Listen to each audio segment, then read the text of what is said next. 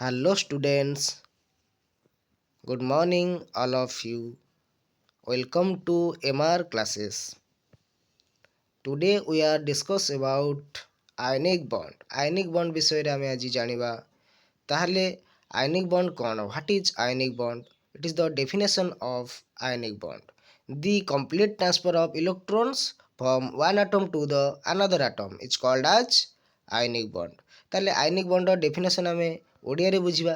ଯଦି complete transfer ଗୋଟିଏ ଆଟମ୍ରୁ ଆଉ ଗୋଟେ ଆଟମ୍କୁ ହୁଏ ତାହେଲେ ସେଇଟାକୁ ଆମେ ଆୟନିକ ବଣ୍ଡ କହିବା। କ'ଣ ହୁଏ? କ'ଣ କମ୍ପ୍ଲିଟ୍ ଟ୍ରାନ୍ସଫର୍ ହୁଏ? ଇଲେକ୍ଟ୍ରନ୍।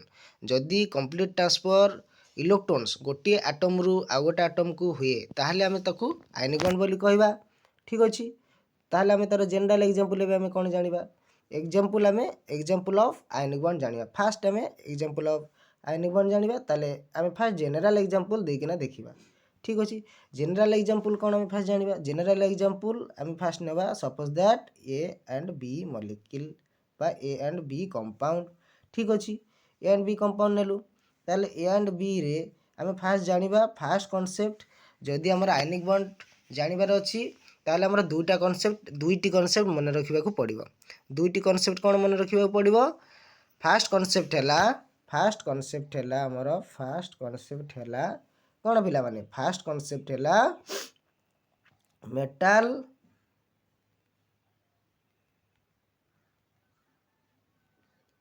ଆଉ non metal concept. First concept ହେଲା ମେଟାଲ ଆଉ non metal concept. First concept କ'ଣ? ମେଟାଲ ଆଉ ନନ୍ ମେଟାଲ କନସେପ୍ଟ। ଏବେ ସେକେଣ୍ଡ କନସେପ୍ଟ ଆମେ ଜାଣିବା। ସେକେଣ୍ଡ କନସେପ୍ଟ ହେଲା କ'ଣ ପିଲାମାନେ? ସେକେଣ୍ଡ କନସେପ୍ଟ ହେଲା ଇଲେକ୍ଟ୍ରୋନେଗେଟିଭିଟି କନସେପ୍ଟ। ବୁଝିଲ ପିଲାମାନେ?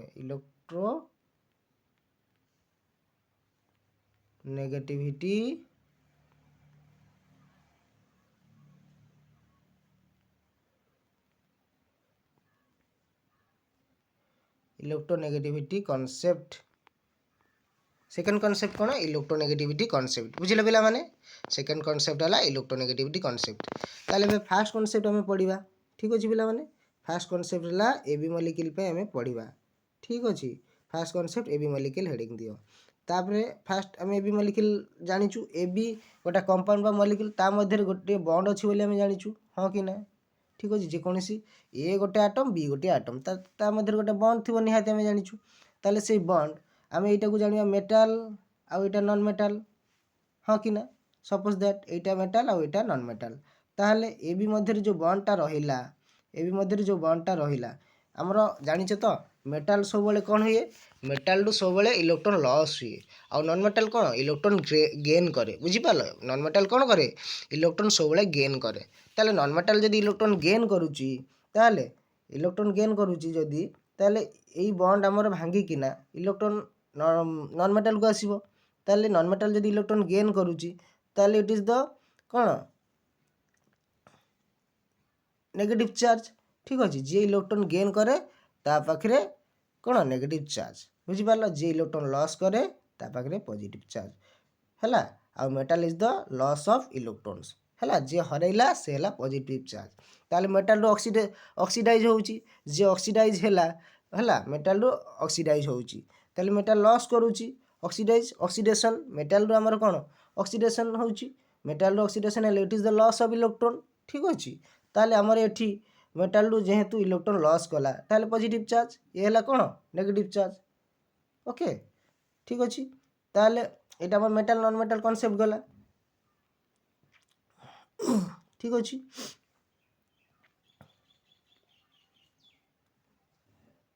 ତାପରେ ଆମେ ଇଲେକ୍ଟ୍ରୋନେଗେଟିଭିଟି କନସେପ୍ଟ ପଢ଼ିବା। ଇଲେକ୍ଟ୍ରୋନେଗେଟିଭିଟି କନସେପ୍ଟ ବି ସେମ୍ ସେଇଭଳିଆ। ଠିକ୍ ଅଛି ପିଲାମାନେ? ଇଲେକ୍ଟ୍ରୋନେଗେଟିଭିଟି ମାନେ କ'ଣ? ଯାହାର ଇଲେକ୍ଟ୍ରନ୍ ଗ୍ରହଣ କରିବାର କ୍ଷମତା ବେଶୀ। ତାହେଲେ ସପୋଜ୍ ଦ୍ୟାଟ୍ ଆମର ଇଲେକ୍ଟ୍ରନ୍ ଗ୍ରହଣ କରିବାର କ୍ଷମତା କାହାର ଥାଏ? ନନ୍ ମେଟାଲ ଯିଏ ତାର ବେଶୀ ଇଲେକ୍ଟ୍ରନ୍ ଗ୍ରହଣ କରିବାର କ୍ଷମତା, ତାହେଲେ ତା ପାଖରେ ଆମର electronegative charge negative charge. Electronegativity more electronegative charge କାହାର? ବିର। ତାହେଲେ ଆମର ଏର କ'ଣ ସବୁଠୁ ଲେସ୍ ଲେସ୍ ମାନେ ଇଲେକ୍ଟ୍ରୋ ପଜିଟିଭ୍। ଯିଏ ଲସ୍ କଲା that is the electro less positive charge. ଠିକ୍ ଅଛି। ଓକେ। ତାହେଲେ ବୁଝିପାରିଲ ପିଲାମାନେ? ତାହେଲେ ଇଲେକ୍ଟ୍ରୋନେଗେଟିଭିଟି ଏବେ ଆମେ କ'ଣ पीरियोडिक टेबुल देखा पीरियोडिक टेबुल देखिले आम कनसेप्ट पूरा क्लीयर हो ठीक अच्छे पे इलेक्ट्रोन ना एबे पीरियोडिक टेबुल देखानी एबे आम जेनेराल एग्जांपल को जीवा तापर पीरियोडिक टेबुल को जीवा ठीक अच्छे पे ओके सॉरी जेनेराल एग्जांपल नो एबे आम मेन एग्जांपल को जीवा ठीक अच्छे एबे आम मेन एग्जांपल कौन नवा मेन एग्जांपल है NaCl फास्ट आम नवा ठीक अच्छे NaCl NaCl कौन हो पिला माने NaCl जानिच NaCl कौन हो Na कौन NaCl कौन Na है मेटाल ये है नॉन मेटाल Cl है नॉन मेटाल ठीक अच्छे बुझीपार Na है मेटाल Cl है नॉन मेटाल आपको भी Na को भी कहीपर कौन Na को है electro positive charge electronegativity less Na रो आउ क्लोरीन रो इलेक्ट्रोनेगेटिविटी मोर ठीक अच्छे ताले मेटाल आमर कौन हो मेटाल जेहेतु मेटाल सोडियम टा है मेटाल आउ नॉन मेटाल मध्य आम करूँ ठीक अच्छे ताले Na कौन Na कौन हो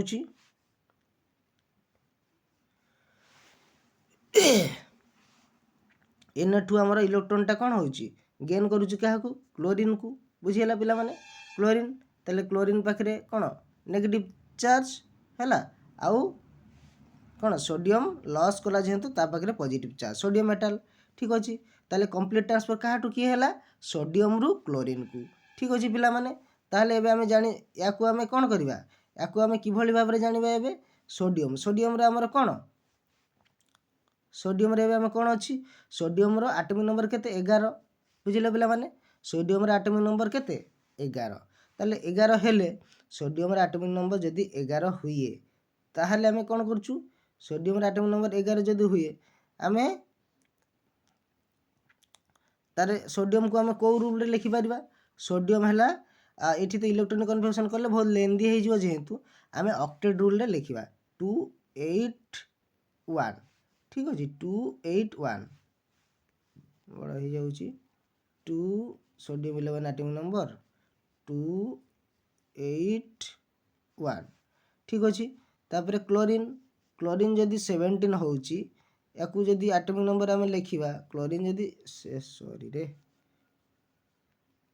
11 281 ठीक अच्छे क्लोरीन भी आम लिखा 17 287 ठीक अच्छे 287 এটা হল অক্টেট রুল অনুযায়ী আমি ইলেকট্রনটা সজাইলু সর্টরে ঠিক আছে যেহেতু এটি আমি কোণ ইলেকট্রনিক কনফিগরেশন কলে লেন্দি হয়ে যাব বহুত লম্বা হয়ে যাব এটি জায়গা হবনি সর্ট বোর্ড আমি সেথিরে আমি কোণ লিখুছু অক্টেট রুলে লিখুছু তাহলে এটি Na রু আমার ক্লোরিন को आसो इलेक्ट्रॉन ताले Na रु क्लोरीन को आसिले आमर क्लोरीन रो ऑक्टेट फुलफिल हो जिवो ठीक अच्छे क्लोरीन रो कोण ऑक्टेट फुलफिल हो जिवो ताले केमिति क्लोरीन रो ऑक्टेट फुलफिल हो जिवो क्लोरीन कोण रहइबो 2 क्लोरीन रो कोण रहइबो 288 ओके 288 हो जिवो क्लोरीन रे हैला आमर सोडियम रु क्लोरीन को इलेक्ट्रॉन आसिले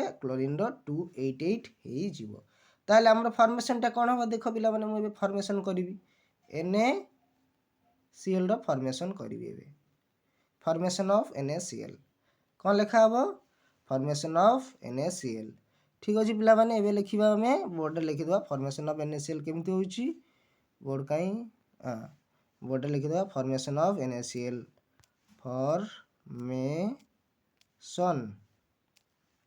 ऑफ कौन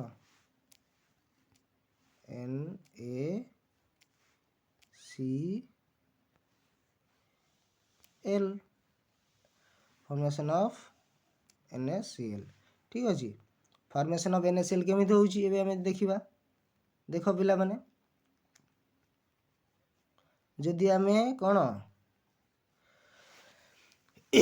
आकू आमे एटा तो आयनिक बॉन्ड रे एग्जांपल आमे जानिचु जदि आयनिक बॉन्ड हुए ताले इलेक्ट्रॉन टा ट्रांसफर हबो आमे सेटा भी जानिचु ठीक अच्छे एबे जानिलु ताले इलेक्ट्रॉन ट्रांसफर हबो एबे जानिलु आमे इलेक्ट्रॉन सोडियम रु कौन क्लोरीन को ट्रांसफर हैला ताले सोडियम कौन is the positive charge, sodium is the positive charge ଆଉ chlorine negative charge। ବୁଝିପାରିଲ?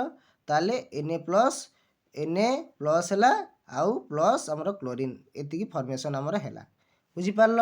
Okay, formation of NaCl। ଠିକ୍ ଅଛି ପିଲାମାନେ, ଏଇଟା ବୁଝିପାରିଲ?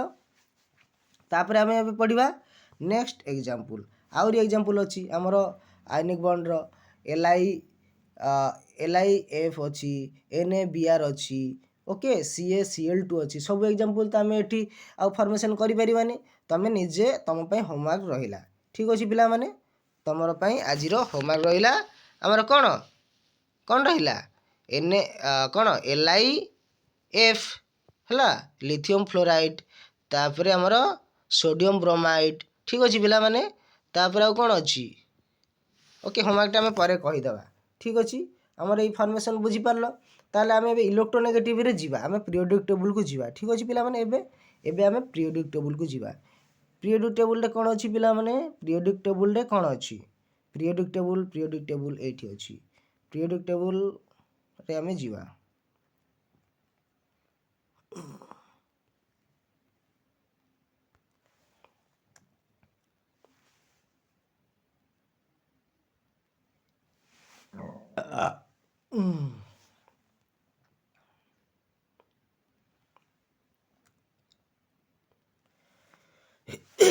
ପିରିୟଡ଼ିକ୍ ଟେବୁଲ ଦେଖ ପିଲାମାନେ, ପିରିୟଡ଼ିକ୍ ଟେବୁଲ ଆମେ ଯଦି ଏଇଠି ଲେଫ୍ଟକୁ ଗ୍ରୁପରେ ଲେଫ୍ଟକୁ ରାଇଟ୍କୁ ଗଲେ ସେଇଟାକୁ ଗ୍ରୁପ୍ କୁହାଯିବ, ଆଉ ଲେଫ୍ଟକୁ ରାଇଟ୍କୁ ଗଲେ ତାହେଲେ ଆମର ଇଲେକ୍ଟ୍ରୋନେଗେଟିଭିଟି ବଢ଼ିବ। ଠିକ୍ ଅଛି, ଓକେ, ଲେଫ୍ଟକୁ ରାଇଟ୍କୁ ଗଲେ ଇଲେକ୍ଟ୍ରୋନେଗେଟିଭିଟି ବଢ଼ିବ। ଆଉ କ'ଣ ଏବଭ୍ ଦ ବିଲୋକୁ, ଏବଭ୍ରୁ ବିଲୋକୁ ଯଦି ଆମର ଆସିବ ହେଲା, ତାହେଲେ ଇଲେକ୍ଟ୍ରୋନେଗେଟିଭିଟି ଆମର କମିବ।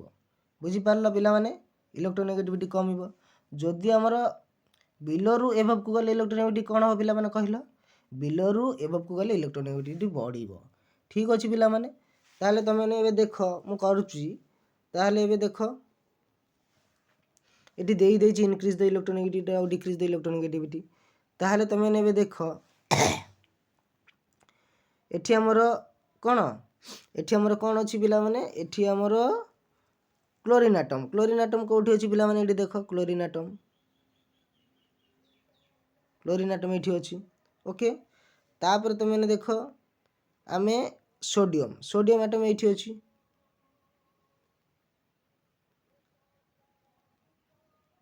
Sodium atom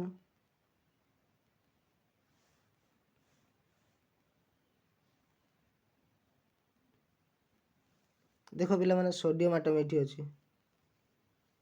okay, sodium atom ଏଇଠି ଅଛି।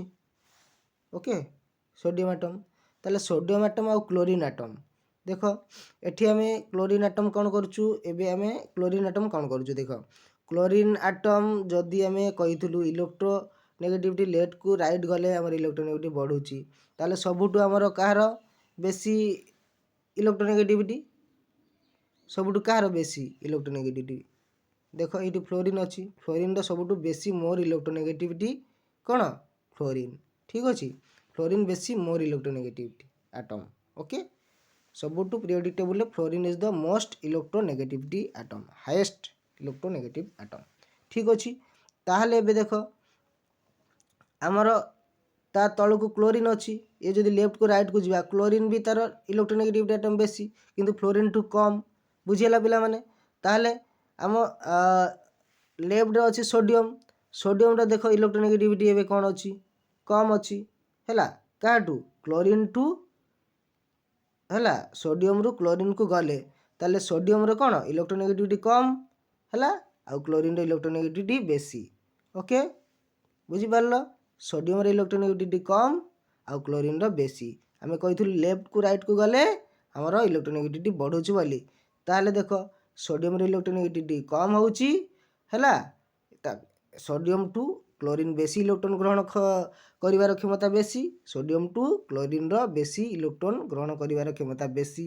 ବୁଝିପାରିଲ? ଲେଫ୍ଟକୁ ରାଇଟ୍କୁ ଆସିଲେ ଆମର କ୍ଲୋରିନ୍ର ଇଲେକ୍ଟ୍ରୋନେଗେଟିଭିଟି କ୍ଷମତା ବଢ଼ୁଛି, ବା ଲେଫ୍ଟକୁ ରାଇଟ୍କୁ ଆସିଲେ ଫ୍ଲୋରିନ୍ फ्लोरीन पछरे अच्छी फ्लोरीन तले अच्छी जेहेतु आमर क्लोरीन इलेक्ट्रोनेगेटिविटी क्षमता बेसी हो जाऊँगी highest okay this is the आमर fluorine chlorine bromine iodine this is the कौन 17 ग्रुप एलिमेंट ओके बुझीगला जदि तुमको मोर क्लास भल लगुच ताले तुमने कमेंट कर ठीक अच्छे पिला माने सुशांत सार को क्लास केमी लगुच तुमने कमेंट कर ओके आउ पिला माने जदि आज होमवर्क कौन थिला आज होमवर्क मु देदेवी ठीक अच्छे आज होमवर्क आ गोटा सर्ट वीडियो पठेबी से दे दिहब ठीक अच्छे पिला माने ओके जदि तुमको आमर क्लास भल लगुच ताले कमेंट करूँ पिला माने ओके कमेंट करेंगे पिला माने थैंक यू पिला थैंक यू।